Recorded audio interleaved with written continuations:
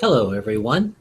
I am pleased to be with you again this Thursday. We have our um, event going on, or not an event.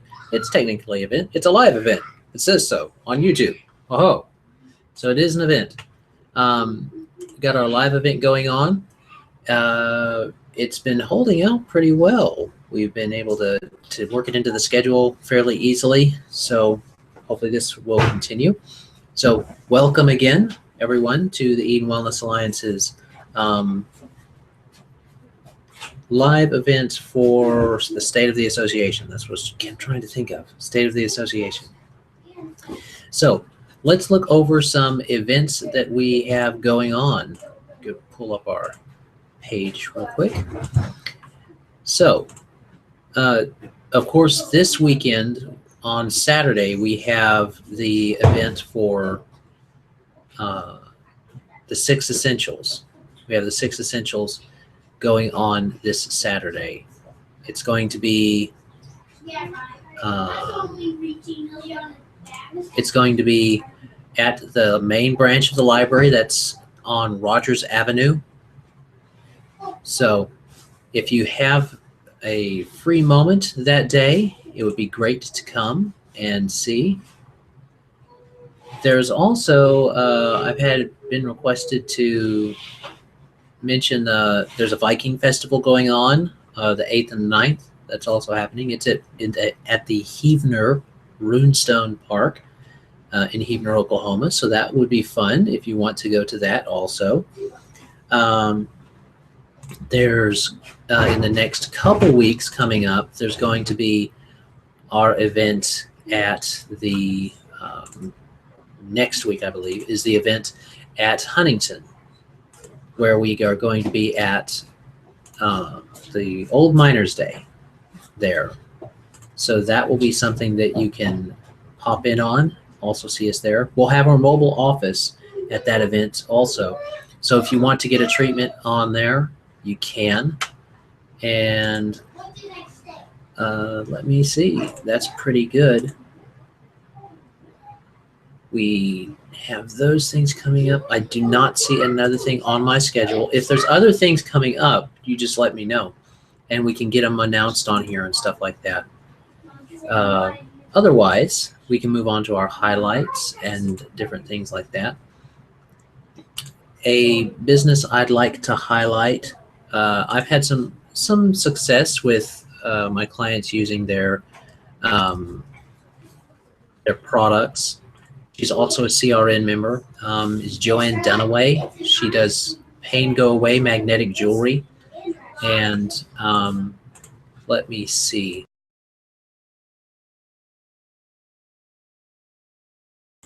Sorry about that. I got muted.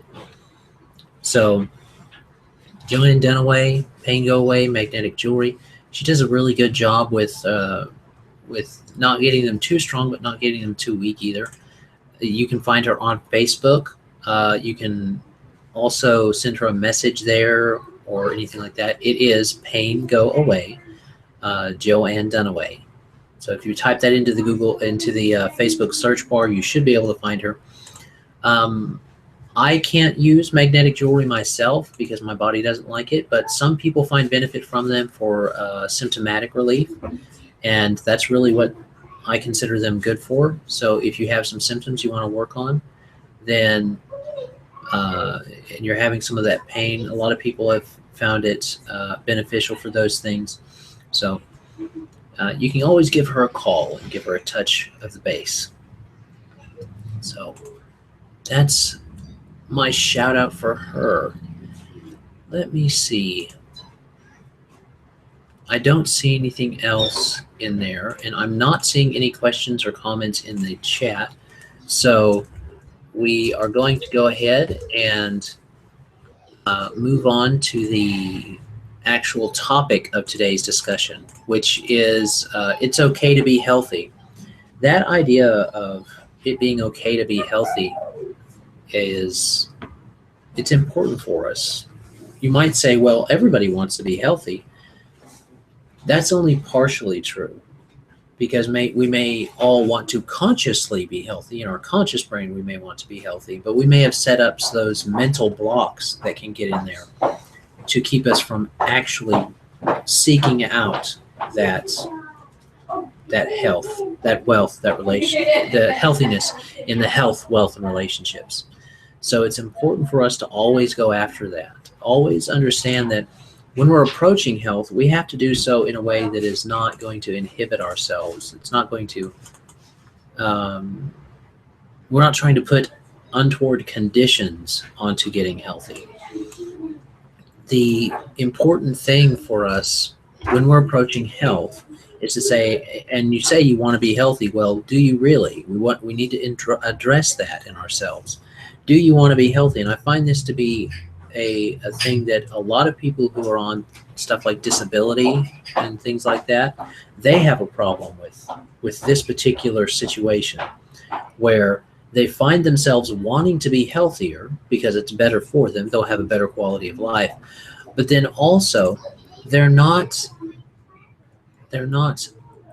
willing to lose those benefits that they have fought so hard to obtain through disability. And because of that, they've set up barriers in their mind, even in their subconscious mind. So that's going to hold them back. That's going to keep them from reaching their genetic potential, from living as long and as healthy and as high quality of a life as they can, based on their genetics, based on what their body is programmed to run on and is programmed to run with and through. So when looking with someone on those things, the most important thing that we can get someone to do, especially if they're in this particular situation, is to say, you know what, even if I lose this, I'm going to gain my health. It may be more work for me to be healthy, but I will be healthy. And that willingness to change is something that is imperative if you're actually going to be healthy, to focus on health, as it were, and let health be a priority in your life. If health isn't a priority in your life, you're not going to be very healthy. That's just how it is. If you're not taking the time and making the effort to do those things that are necessary for you to attain health, then you're not going to attain health, are you? You're going to get a similitude of it, but it's not going to be the real thing you're looking for. You're not going to attain what you're really looking for. So I encourage everybody that is interested in health, that's saying, I want to be healthy. Well, really think about that. Do you want to be healthy? If you do, are you willing to change? There's something called the learning index or the teaching index, depending on who you ask. And it goes off of two factors. Factor one is your willingness to accept change. Will you accept change? And factor two is your willingness to learn. Will you learn? Are you willing to learn? Now, most people say they're willing to learn. Okay, most people say that they're willing to learn anything they need to learn. So that's great. What if you've got 100% willing to learn? If you were to make a score and say, I've got 100% willingness to learn. Well, if you've got 100 willing to learn, say you can score it. Let's make it's simple, 1 to 10. You've got a 10 in willingness to learn. Okay, so that's your willingness to learn. But what if your willingness to accept change is 0?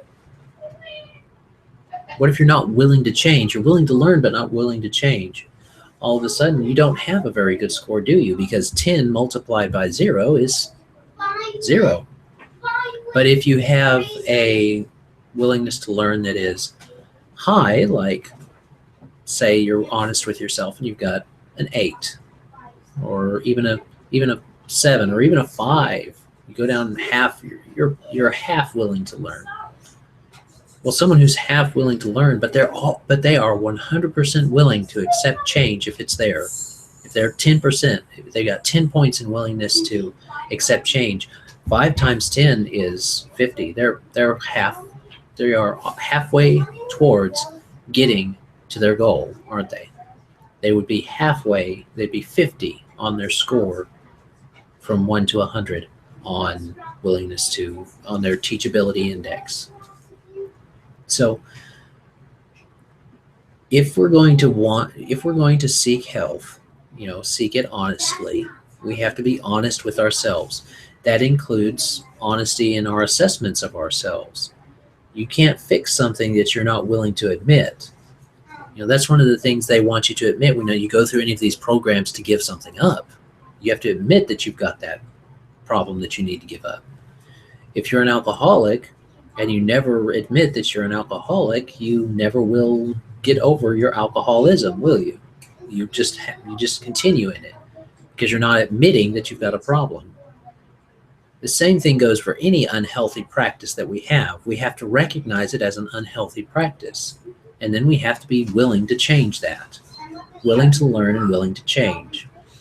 When we're addressing each other, when we're addressing this goal that someone might have, that we're assuming someone has of getting healthy, they have to learn that it is okay to be healthy and that they should be willing to learn and accept change in that. We'll probably cover teachability index another time, but the main focus here is they have to be willing to learn that it's okay to be healthy. It is okay to be healthy. It's not a bad thing. That person in our example who might lose their benefits from disability, that would be a quote bad thing, wouldn't it? To lose that, but you've got to remember, what are you gaining? You're gaining health. You're gaining the ability to take care of yourself, that you don't have to be on disability. Isn't that the goal? When I'm talking with someone about health, when I'm talking to a member of the Eden Wellness Alliance and saying, you know what, you need to do this, and stuff like that to a member, then that's one of the questions I ask them. One of the most important question that I ask them in their first interview is, do you want to be healthy? Do you really want it? Are you willing to be healthy? And if the answer is yes, then we can work on it.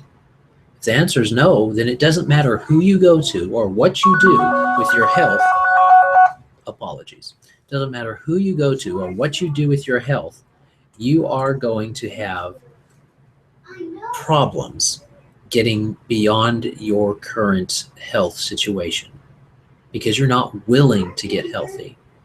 Someone who's on disability, in our example, someone who would be on disability will find it harder sometimes to be healthy than someone who's not on disability, simply because they may need to get better. They may need the treatments more. They may need to see me more, but they may not make as much progress until they're willing to let go of that idea that they might lose something if they get healthy. Indeed, they might, or indeed they might not. It just depends on the person, depends on their situation. But if they have that mental block there to start with, then you're working against their own subconscious system. And so addressing that, taking personal responsibility for your health, using a proper focus on what you're doing, when you're doing it, and why, as far as it pertains to your health in our example, that is going to be the best things that you can do for yourself. You got to start realizing these things. And that's something that everyone can benefit from. And what I mean by everyone, I mean that this example of someone on disability may not apply to you, but you know what might? Let's say someone wants to get rid of this long-term sickness that they've had. But what if the only time that they see somebody, that they get to go out and visit people, is when they're sick? All of a sudden, if they get better, they, on a subconscious level, know they won't be seeing those people anymore.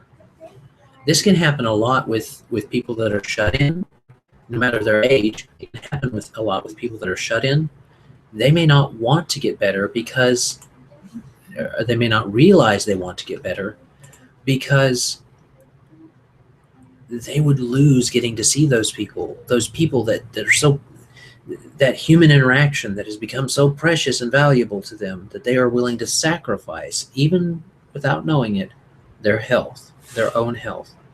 This can happen. Say you have someone in a nursing home. The only time they leave that nursing home, and the only reason they leave that nursing home, is because they have to go to the doctor. And you know what happens? They start looking forward to leaving the nursing home and going seeing the doctor. And while that's all nice and good for a doctor-client, a doctor-patient relationship, it doesn't behoove the person who should want to get better, who would benefit from getting better, to set that interaction up as a pedestal, on a pedestal, mind you, not as a pedestal, on a pedestal, and say, that's, if I get better, I won't go and see them. I won't go and see them as often. Well, that's a good thing, isn't it? That would be a good thing, that you didn't have to go see them.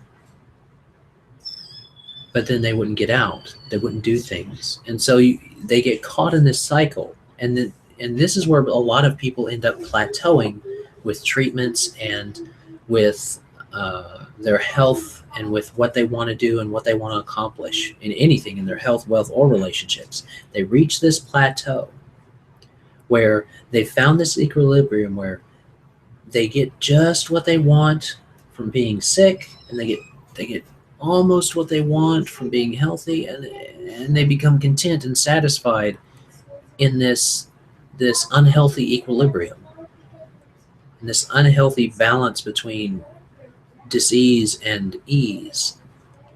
And this causes them not to reach their genetic potential. This is what starts to influence the person's genetics in a negative way.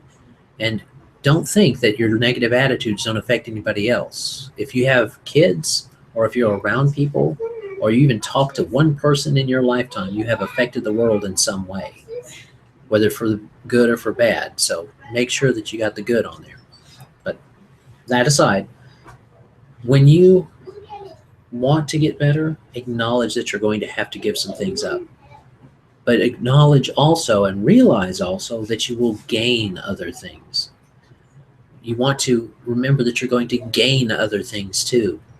By becoming healthier, by becoming more able, you will be able to feel better, to have a higher quality of life and a longer life based on that. And your life doesn't have to be thought of and lived out based on the scarcity of different things like health, like wealth, or like relationships. You can really start to live life when you start to let go of the idea of, well, what if I lose this because I get, in this example, healthy? You're starting to see the situation here, aren't you? So I hope that this topic has encouraged some people to decide, you know what, I'm going to get healthy no matter what. I'm going to get healthy, and I don't care if I lose this or that from it. I'm going to get healthy because I want to have a healthy life. Now, we want everyone to have health and a balance in their life, in their health, wealth, and relationships. But that's another study. That's another talk. I hope this has encouraged us to do that, to be willing to look at that and take those steps that we might need to take, or that we've been holding off on because we're afraid something might get lost to us. And we just say, you know what, I'm going to do it. I'm going to be healthy. So that's what I have for our question and answer segment, as well as our topic. I don't see any questions, comments, or observations in the chat, so we will go ahead and go to our scripture for this week. Our scripture for this week comes from Proverbs 16, verse 24, where it says, "Pleasant words are as an honeycomb, sweet to the soul and health to the bones."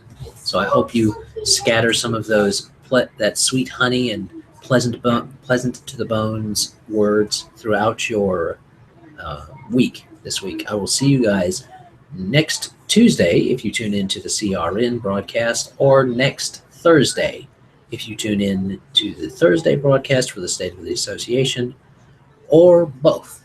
Hopefully both. See you then. And as always, have a great day.